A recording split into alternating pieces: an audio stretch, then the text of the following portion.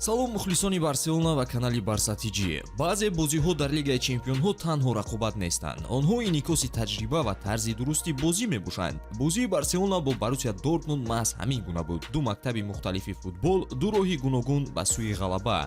Аз як тараф Барсаи Ханс Дитер Флик ки дар ҳоли бунёди нав аст, вале аллакай услуби равшан дорад. Аз тарафи дигар бошад Боруссияи Ковач ки пур аз нерӯ ва суръат, вале бесубот ва интизом мебошад.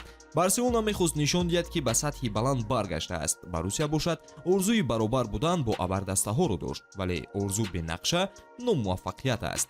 дӯстон, мо бозиҳои дастаро ба таври мустақим дар телеграм-канали худ ҳамроҳ бо мухлисон тамошо мекунем. Агар ба ҷамъияти футболӣ ҳамроҳ шудан хоҳед, пас ба пайванди дар зери навор даромада обуна шавед.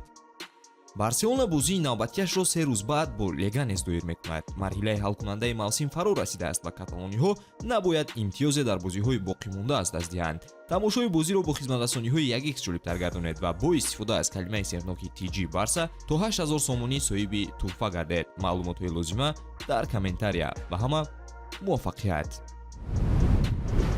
Барселона бозиро бо сабр ва фишори нарм оғоз кард. Онҳо интизор набуданд ки ҳама чиз зуд рух медиҳад ва ин раванд натиҷа дод. Дар дақиқаи 22 Рафиня пас аз бозии зебо бо Ямал ба ҷаримагоҳ даромад ва бо зарбаи дақиқ ки ба пои муҳофиз бархӯрд, тӯбро ба кунҷи дарвозаи Кобел фиристонд. голе ки эътимоди нимнориҳоро боло бурд. баъди танаффус Ковач Адемеиро ки дар ҳолати хатари корти дуюми зард буд иваз кард. бозии Боруссия каме фаъол шуд. Гитенс имкони хуб дошт, вале тӯб аз дарвозаи Барса гузашт накард ва маҳз дар ҳамин замон голи дуюм омад. Ямал бо зарбаи худ тӯбро аз кунҷи ҷаримагоҳ ба тӯли дур партофт. Рафиня бо сар ба тарафи дигар тӯбро фиристонид ва Левандовский аз фосилаи 30-40 сантиметр бо дақиқии аҷиб онро ба тур зад.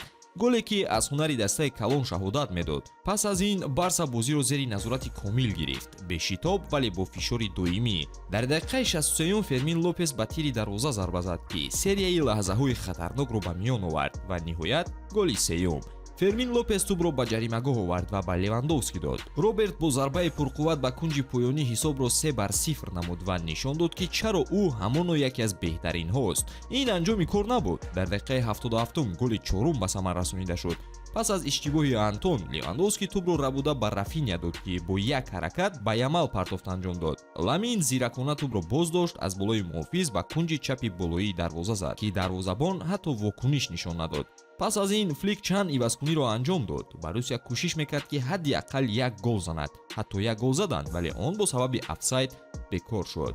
ин танҳо ғалаба набуд. Барса бо ҳар як лаҳзаи бозӣ нишон дод ки чӣ гуна бояд бо ақл бозӣ кард. ҳар гол натиҷаи нақша, мутобиқати бозингарон ва фаҳмиши возеҳи бозӣ буд. Флик муҳитеро сохт ки дар он футболбозон на танҳо мебинанд, балки мефаҳманд. прессинг аъло кор мекард. гузариш аз дифоъ ба ҳамла ба таври автоматӣ иҷро мешуд ва ҷобаҷогузории бозингарон мисли навозиши оркестр буд. Рафиня бошад ин оркестрро роҳбарӣ мекард. аз тарафи дигар Боруссия эҳсосотӣ буд. онҳо кӯшиш мекарданд, вале бидуни сохтор ва бидуни идеяи мушаххас. ивазкуниҳои Ковач тағйироти мусбат наоварданд. ин танҳо нишон дод ки ба даста ҳанӯзам таҷриба намерасад. Барселона на танҳо пирӯз шуд, ӯ пурқувват ва омода ба муваффақиятҳои калон аст. агар ин сатҳро нигоҳ доранд, метавон гуфт ки ин даста метавонад ба финали Лигаи Чемпионҳо барояд. шумо оиди бозии даста муқобили Боруссия Дортмунд чӣ гуфтаниед? ҳатман фикри худро дар комментария қайд карда, наворҳои ҷадидро мунтазир бошед. то боздид дӯстон.